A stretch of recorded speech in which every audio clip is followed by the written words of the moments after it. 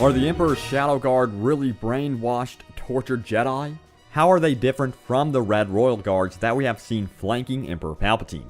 We'll be diving into the differences between the two in terms of training, combat skills, and devotion to the Empire. So let's dive in.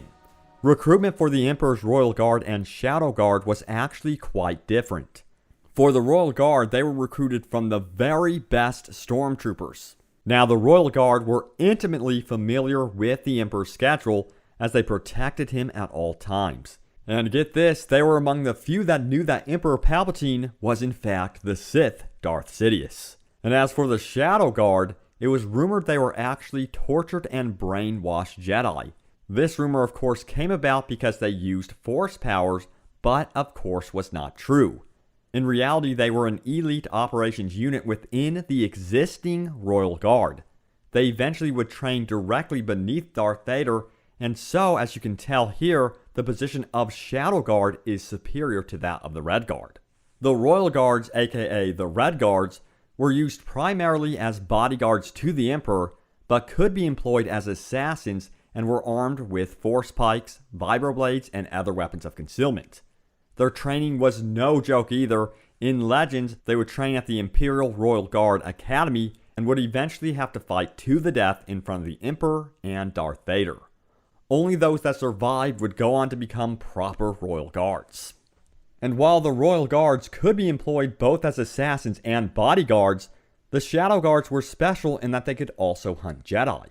This was because most of the Shadow Guards were able to use Force powers. In fact, it was in the game Force Unleashed that Shadow Guards were ordered to kill Galen Marek and the Jedi Rom Kota.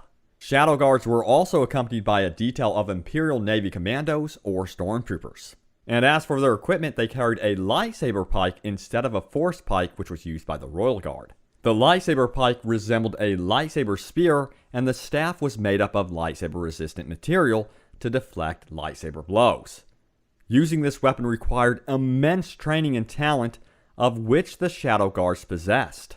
But that wasn't all the Shadow Guard concealed within their long, dark, jet black robes. They also were known to use a heavy blaster pistol in battle and were familiar with medical care as they carried med packs. Becoming a Red Guard or Royal Guard is a life or death challenge, but to make it to the rank of Shadow Guard would mean that one is in the superior ranks of the Empire. Both groups were absolute fanatics, willing to die alone with the secrets of the Emperor kept safe. Their talents as assassins, protectors, and Jedi killers made them the ultimate threat to anyone that resisted the Sith and the Empire. Thank you guys once again for watching. I hope you enjoyed this video. If you did, hit that like button. And if you are new, welcome to our Star Wars family. Be sure to subscribe by hitting the subscribe button, turning on notifications to receive videos like this one in your email. And stay tuned, guys. We're going to have a ton of news and trailers for Episode 8, Battlefront 2, and so much more. Thank you for watching, and I will see you later. And may the Force be with you always.